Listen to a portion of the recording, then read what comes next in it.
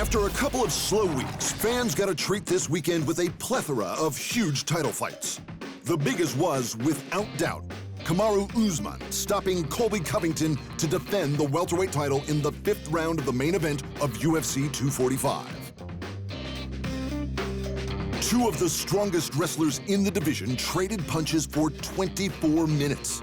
Usman's straight right broke Covington's jaw in the 3rd, but chaos fought on until a series of jaw shots in the 5th had Mark Goddard calling the fight with 50 seconds left. Australia got a new champion in the form of Alex Volkanovski, who went the distance with the greatest featherweight in the UFC, Max Holloway, to take a unanimous decision and the belt in a huge upset. Thanks to 75 leg kicks over the 5 rounds, Volkanovski was able to tame Holloway, one of the most sublime strikers in the sport. He slowed the champ down and executed a perfect game plan. Such was the damage that one judge gave the Australian every round. In the first title fight of the evening, women's bantam and flyweight champion Amanda Nunes mauled former champ Germaine De Randamie for 5 rounds to defend her bantamweight strap. After a bright first round, the champ was rocked by De Randamie's slick striking. In response, Nunes took the Dutch challenger down and exposed her lack of grappling talent. For the next 3 rounds, Nunes kept Germaine on her back, taking a clear decision. In the boxing, Terence Crawford has defended his welterweight title in a fantastic brawl with undefeated mandatory challenger Egis Kavaliauskas, eventually stopping the talented challenger in the 9th. Before the fight, the challenger was delightfully happy to be making this step up to the highest level of the sport to face one of the best boxers in the world. Crawford was in my mindset already from June. When this fight was made officially, I was super happy all day. I was all day smiling. My joy was just everywhere because I want to fight the best and we're fighting in the mecca of boxing, so it's double the joy. The champion had to bat away talk about other opponents as press cast the Lithuanian with the long name as an unworthy stepping stone for a fighter of Crawford's quality. I'm not focused on no other opponent besides the opponent that's in front of me. Anybody else is just talk. You know, it goes in one ear and out the other. I know he's a great opponent. He's hungry, he's determined, and I'm not taking him lightly by no means. Crawford was right to take Egis seriously. Far from being overwhelmed, the challenger dropped Crawford in the 2nd, though it was ruled a trip. Kavaliauskas was competitive until Bud shifted gears and finished him in the 9th. With the win, Crawford can now look to his next opponent in a stacked division that features names like Pacquiao, Thurman, and Spence. Unfortunately for fans, Bud sits on one side of the top-rank PBC promotional split in boxing, while most of the big names sit on the other. So we all may have to be content with smaller matchups for the near future. In the lead-up to the fight, Teofimo Lopez proved there was substance to the hype when he crushed lightweight WBC champ Richard Commey in the 2nd round. Talk has now shifted to a meeting with lightweight Emperor Vasily Lomachenko, with whom Lopez has some bad blood. When asked about the fight, Lomachenko, who was ringside, responded, "Yes, of course. Now he is a world champion. Welcome to my club, and see you in April."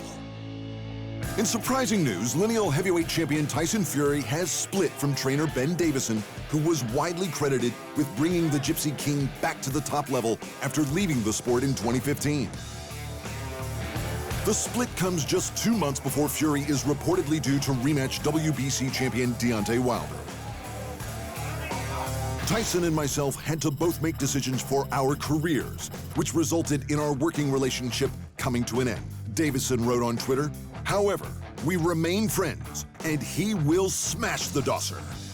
Days after the news came out, it was reported that Fury had signed with Sugar Hill Stewart, nephew of legendary trainer Emmanuel Stewart.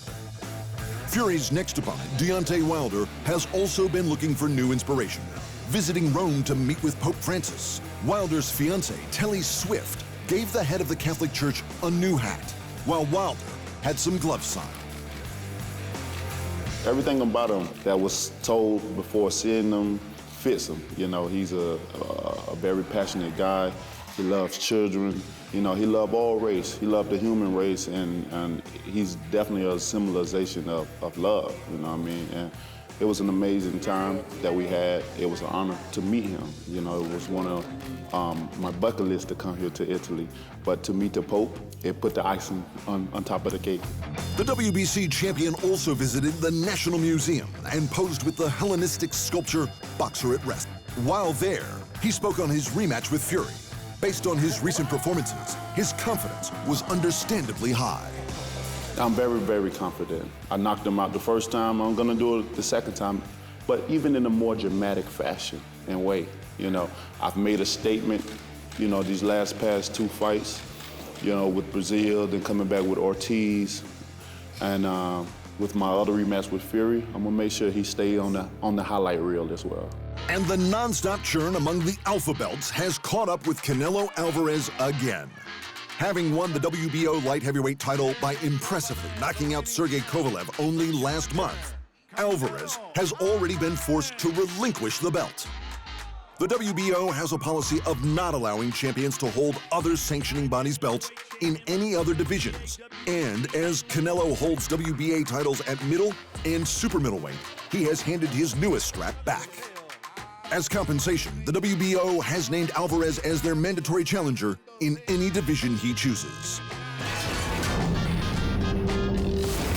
Kamaru Usman and Colby Covington's war took deserved fight of the night honors at UFC 245. Petr Yan's battering of Uriah Faber and Irene Aldana's superb knockout of Ketlin Vieira won the performance bonuses. And Dricus du Plessis defended his middleweight title with a first-round guillotine over interim champ Brendan Lassar at EFC 83 in Pretoria. Manon Fiorot took Amanda Lino's flyweight title with a unanimous decision in the co-main.